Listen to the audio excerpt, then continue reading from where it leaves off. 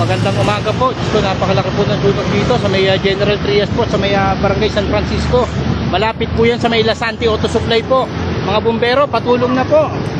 Ayan po, napakalaki po ng sunog na yan, oh. Dito po yan, malapit po yan sa may Sunnybrook. Sa may tabi lang po ng Sunnybrook 2. So, patulong na po mga bumbero. Talagang malaki po yan, malaking sunog po yan. Magpapasko pa naman. Nakakahawa.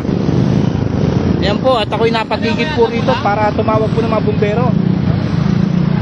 At may nadamay na rin po mga bahay dito. Ayan po. Oh, grabe yung ano. Patulong na po, patulong na. Ayan, magpapasko pa naman, oh. Kawawa naman. Dito po yan sa may Barangay San Francisco po.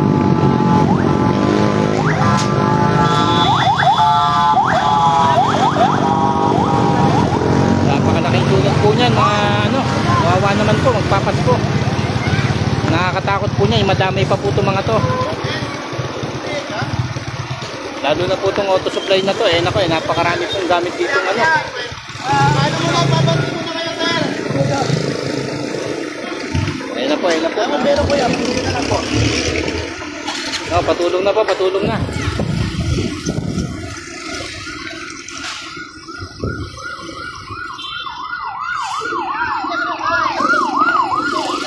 Ayun na po ang bumbero, ayun na po. Salamat po sa bumbero. Isang aksyon.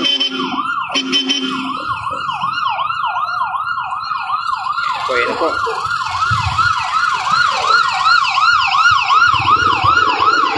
Dito po yan sa Barangay San Francisco po, tabi po ng Sunnybrook 2. Sobrang laki na po.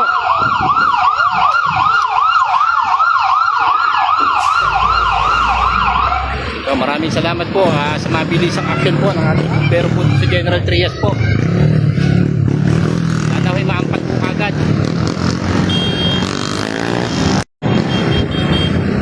Ayan o, balot na balot.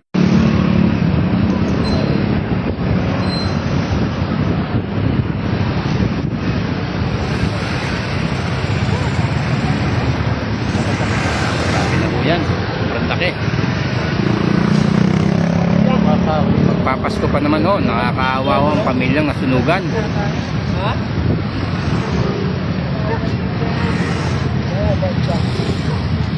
Napakalaki po ng sunog na yan. Sana maampat po kagad.